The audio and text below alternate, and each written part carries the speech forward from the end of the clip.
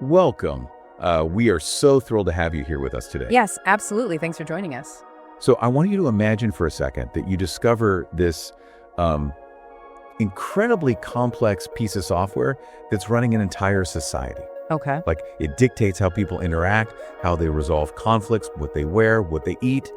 But then you realize that nobody ever actually wrote down the source code. Oh, wow. That's a problem. Right. And the hard drives that are holding that code, they're slowly dying. Yeah.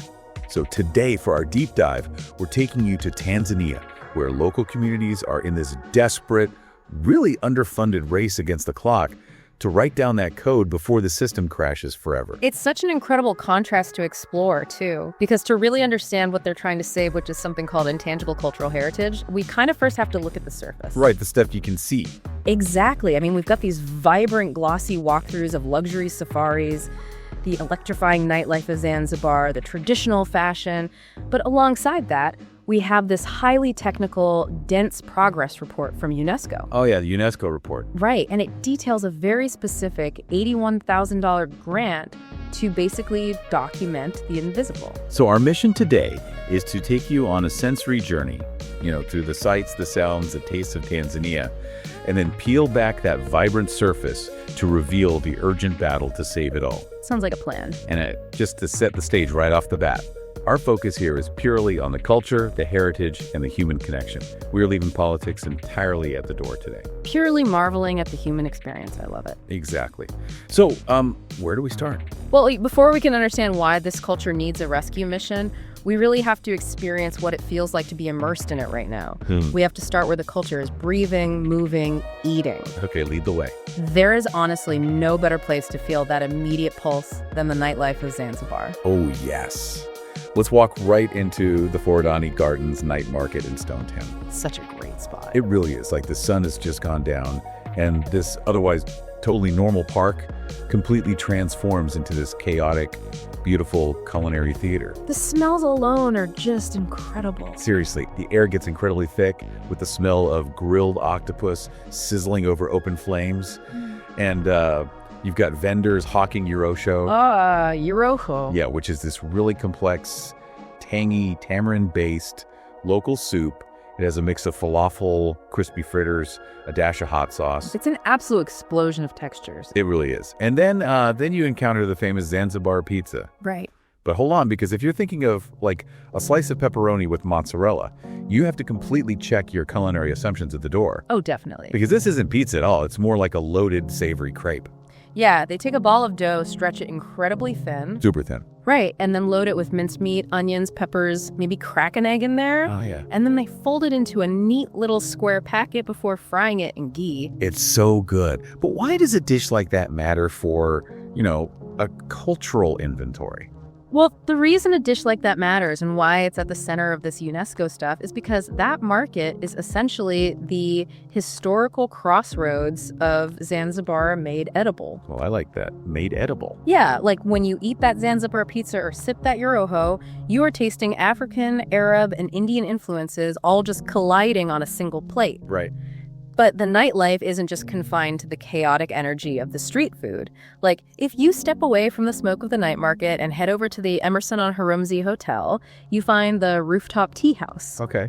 And this is a completely different atmospheric layer of the culture. Right.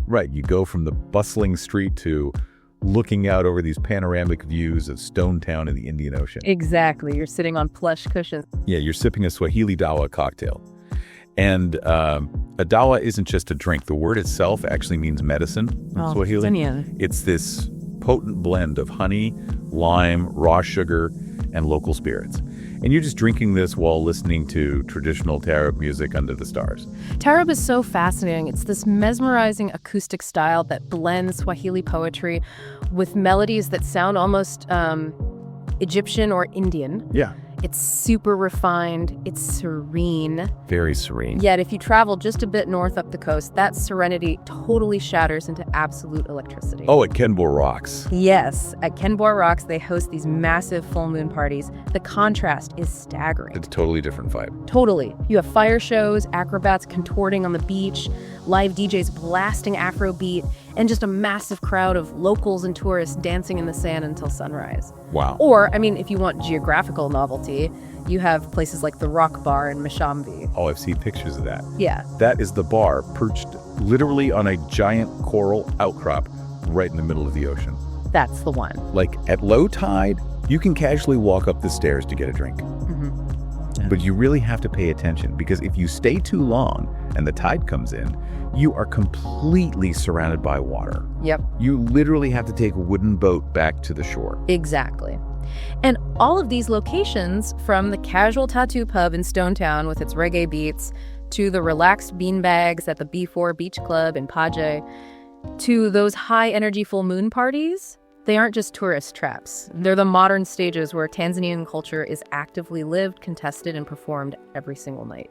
Well, and if you're sipping that dawa cocktail at the rooftop tea house, or, navigating the crowd at a full moon party, you're not just listening to the music, you're watching the crowd. Right. And what you notice immediately is that people in Tanzania aren't just wearing clothes, they're wearing billboards. Oh, that's a great way to put it. Yeah, clothing here is a profound, active communication tool. It really is a complex social language woven right into the cotton and wax. Let's look at the kangega, for example. Okay, the kangang. Physically, it's just a simple rectangular cotton cloth, usually about 1.5 meters by 1 meter, worn predominantly by coastal women. Right. It has a central motif and a patterned border. But that physical description completely misses the point. Because of the text. Okay. Exactly. The most important feature of the kanga is the text printed along the bottom border. These are Swahili proverbs known as the jaina, and women use them to silently communicate love, wisdom, social commentary, or, deep personal feelings. I love this so much. It is basically the original social media status update. Or arguably, the perfect passive-aggressive tweet. Yes. You don't even have to say a word to a neighbor you're annoyed with. You just wrap yourself in a proverb that translates to a gossiping tongue will burn its own mouth, and you literally just walk right past them. Exactly. Or a mother might wear one that expresses hope for her children. It is brilliant because it allows for this public expression while maintaining total plausible deniability. And that plausible deniability is exactly what makes it such an ingenious form of social navigation. It prevents open conflict while making sure your feelings are known. Right. And alongside the kanga, you have the kitench. Okay, what's the kitench? This is a more formal, thicker wax print fabric. It features incredibly intricate, colorful, symbolic patterns.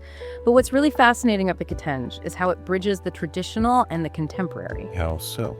Well, it's currently driving a massive wave in modern African fashion. Tanzanian designers are taking this deeply traditional fabric and tailoring it into sleek, contemporary styles, blazers, fitted dresses, modern streetwear. Oh, wow. Yeah, it's moved from purely traditional wear to a statement of modern Pan-African identity on the international stage. That's amazing. And if we travel inland away from the coast, you immediately encounter the Maasai and those iconic shuka blankets. Oh, yeah. The visual impact of a Maasai warrior wrapped in a bright red shuka standing against the savannah. Yeah. I mean, that's probably one of the most recognized images of East Africa. Yeah. The colors are highly intentional too. Red symbolizes bravery, strength, the blood of cattle, while blue represents the sky and the energy of the rain. But honestly, the blankets are just a canvas. Right. The part that really demands attention is the beadwork. The beadwork is essentially a highly detailed visual resume. A visual resume. Okay, explain that. Well, the patterns, the specific arrangement of colors, the sheer geometry of how the jewelry is layered around the neck or arms, it all acts as an immediate, readable indicator of a person's life story. Wow. Yeah, it broadcasts their age, their specific social status within the community, their marital status, even how many children they have. Wait, really? Just from the beads? Just from the beads. A young warrior, a Moran, wears distinctly different beadwork than a village elder or a married woman. A person's entire social standing and biography are legible from 100 yards away. That is wild. Just by looking at the specific arrangement of glass beads. Okay, so we have this incredible culinary collision in the night markets. The mesmerizing Tarab music, the communicative clothing like the kanga, and the intricate beadwork of the Maasai. Where do all these disparate threads actually tie together?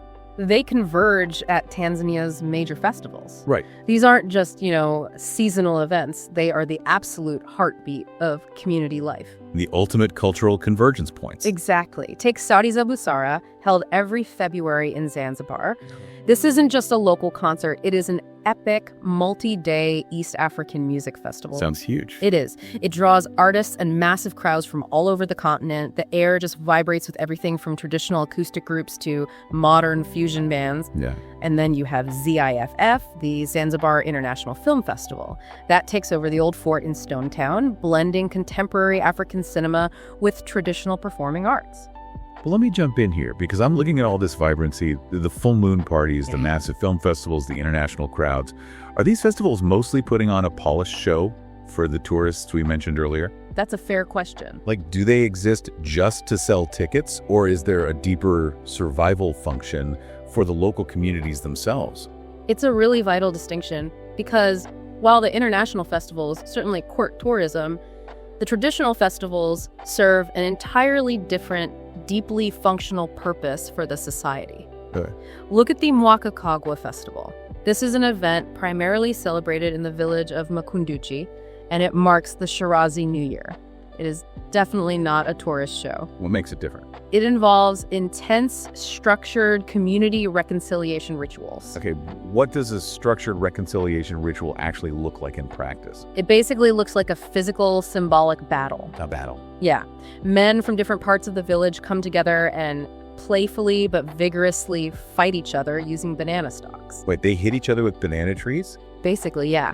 And meanwhile, the women dress in their finest clothes and sing traditional songs about life, love, village events. The entire purpose of this mock battle is to physically exhaust the grievances, the anger, the misunderstandings of the past year. That is incredible. A literal pressure valve. Exactly. Once the fighting is done, they set a symbolic hut on fire. The direction the smoke blows is analyzed to predict the prosperity of the coming year. Oh, wow. And afterward, the whole village shares massive communal meals and engages in traditional ngoma drumming and dances. The festival resets the community's emotional slate and maintains vital social cohesion. You know, it is so easy to look at a village coming together to literally fight out their differences and dance around a fire, or thousands of people dancing to Afrobeat on the beach, and think this culture is utterly invincible. Right, it feels so alive. It feels permanent. But then you turn the page to this dense UNESCO progress report, and it reveals a hidden, almost terrifying fragility. And this is where the story pivots.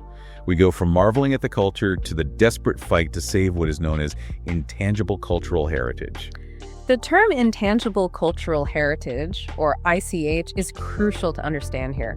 Because when we think of preserving history, we usually think of physical monuments. Right. Ancient forts, stone walls, statues. Yeah, exactly. You can put a fence around a building, you can hire a guard, but intangible heritage is the living practice. Yeah. It is the rhythmic, communal knowledge required to perform the ngoma dance. It's the unwritten, intergenerational engineering skills needed to build a traditional wooden dhow boat by hand. Yeah. It's the exact instinctual spice ratios in a bowl of Yorohu soup, or the rapid-fire, breathless rhythm of modern Sinjeli music. This brings us back to that source code idea from the start. Yes, exactly. It's a beautifully functioning operating system for a society, but the code only exists in the minds of the people currently running it. If a hard drive crashes, or in this case, if a village elder passes away, that software isn't just temporarily down. It is gone forever. You can't reboot it from a stone monument. It's a terrifying reality. And the recent UNESCO workshops held in Bagamoyo in 2024, which were funded by this highly specific $81,271 grant from the Asia-Pacific region. Very specific. Very specific. They identified 3 massive looming threats to this source code. Okay, what are they? The first threat is precisely the mortality of the hard drives, a rapidly declining number of elder practitioners. The older generation, the master boat builders and traditional healers, are passing away before they can transmit their highly specialized knowledge. That's heartbreaking. And I assume the second threat is that the younger generation just isn't there to receive the download. Exactly. There's an overwhelming influx of foreign cultural influence through smartphones and the internet. Oh, sure. It is increasingly difficult to convince a teenager to spend years learning the arduous process of traditional drumming when they're captivated by global trends. Yeah, that makes sense. And the third threat is simply a severe chronic lack of financial resources. It takes money to organize workshops, record elders, and physically go out to document these practices. I mean, I'm looking at this threat list. Elders passing away, kids looking at smartphones instead of learning traditional dances, and it just feels overwhelmingly massive. It really is. How do you even begin to fight a generational globalized shift like that on a shoestring budget of $81,000? It sounds like trying to hold back the tide with a bucket. It really does. The documentation details something called community-based inventorying.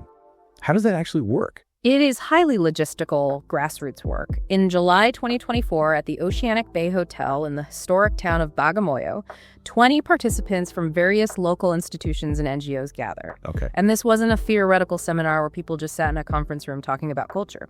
After a brief training, they actually went out into Bagamoyo town. They had limited equipment, basic cameras, audio recorders, notebooks, but they successfully inventoried real living practices. They interviewed the elders preparing traditional foods.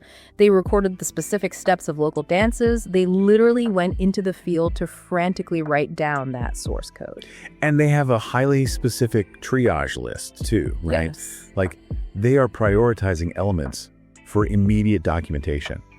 The rituals surrounding the National Independence Torch, the Waka Kagwa Reconciliation Festival we discussed earlier, traditional boat building skills along the Swahili coast, and Zinzeli music. Right. And they even tried to make a documentary about this effort to show the youth. But the details on this documentary really highlight the desperation here. How so? Well, it's an 11-minute and 23-second video, accompanied by a 1-minute and 10-second trailer.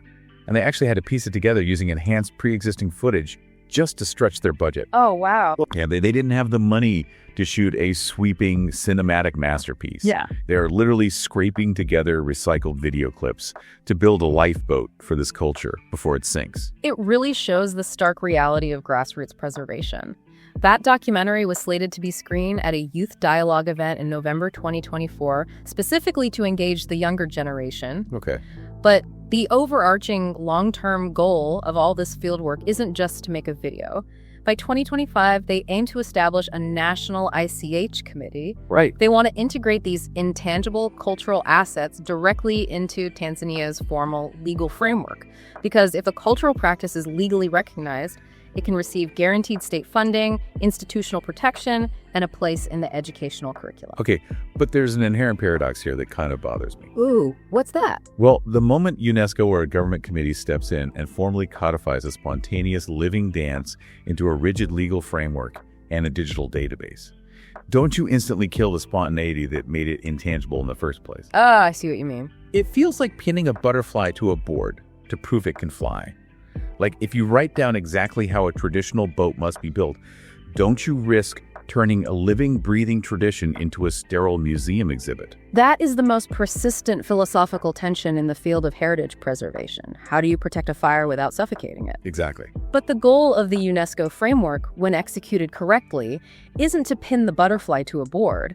The digital database isn't meant to be a strict, unchangeable rule book. So it's less about putting the culture behind museum glass and more about creating an open source database. Yes.